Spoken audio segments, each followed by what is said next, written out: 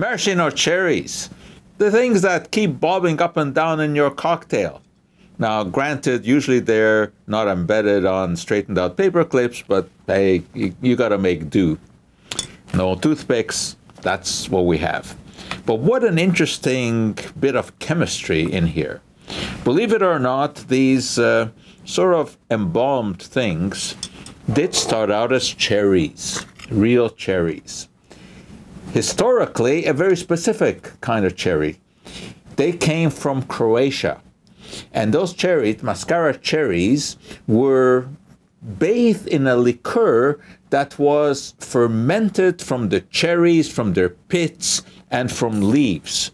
And that liqueur was very famous in Croatia. So they took the cherries, they soaked them in that liqueur, and thus were born the original maraschino cherries. They kept very well, and they traveled very well. And indeed, they traveled across the ocean. In the early 1900s, they made it to the US. But of course, Americans want something cheaper, easier to make. So an industry cropped up. How do you do this more economically, and how can you produce more? Now, the trouble was, they didn't have mascara cherries. So they selected other types. There was the so-called Queen Anne cherry. And then the researchers got going.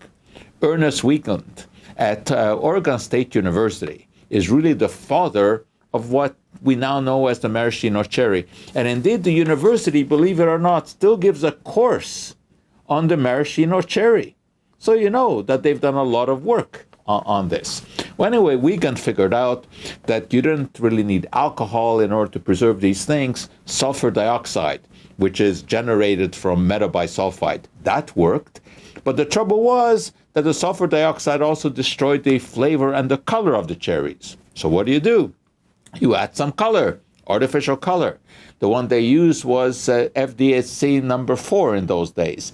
Eventually they had to change that when there were some toxic issues with this. So now it's FDSC number 40 that is most commonly used in the maraschino cherries. And to make them more flavorful, they added some benzaldehyde. Now, benzaldehyde occurs naturally in the cherries, so this was no big deal. But of course, people get upset because it's synthetic. Well, benzaldehyde is benzaldehyde, whether you extract it from cherries or you produce it in the lab. It really doesn't matter.